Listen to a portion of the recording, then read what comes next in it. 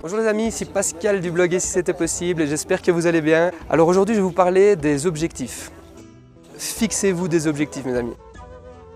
Alors premièrement, fixez-vous des objectifs précis. La précision c'est la clé.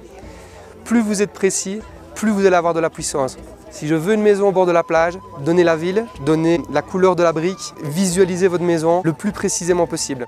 Si vous voulez une voiture, c'est pareil, la marque, la couleur, les sièges, tissu ou cuir, vraiment de la précision. Ça, c'est la première chose. La deuxième chose, il faut qu'il soit mesurable. Ça doit être mesurable dans le temps. Mettez-vous une deadline, une ligne du temps, donc une date limite à laquelle vous pouvez atteindre cet objectif. Donc ça, c'était les deux premières choses. La troisième chose, c'est l'engagement. Engagez-vous, quoi qu'il arrive, à atteindre cet objectif. Engagez-vous à atteindre vos objectifs. Et une clé, c'est l'engagement pour vous, mais l'engagement aussi au niveau de votre entourage. Engagez-vous auprès de vos amis, engagez-vous auprès de vos collègues, engagez-vous auprès de personnes qui vous entourent. Engagez-vous pour ne plus pouvoir faire marche arrière. Ça, c'était la troisième chose. La quatrième chose, c'est qu'un objectif se dit de façon affirmative. Notre cerveau droit n'a pas la faculté de comprendre la négation. Si je vous dis maintenant, ne pensez pas à un éléphant bleu, qu'est-ce que vous faites? Ne pensez pas à un éléphant bleu. Ok, vous avez compris. Donc, si je dis je veux être moins fatigué, dites-vous que votre cerveau droit ne sait pas visualiser le moins fatigué. Vous allez vous voir fatigué.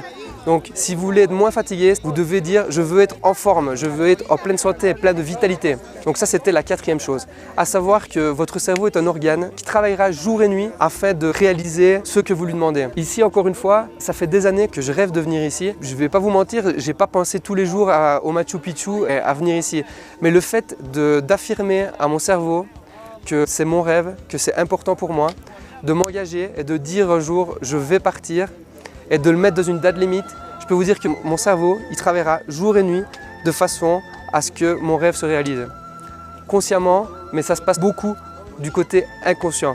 Voilà, c'était Pascal du blog Et si c'était possible. J'espère que vous avez aimé cette vidéo.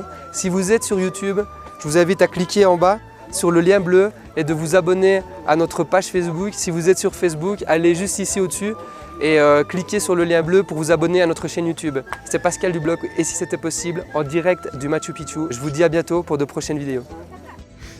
Alors,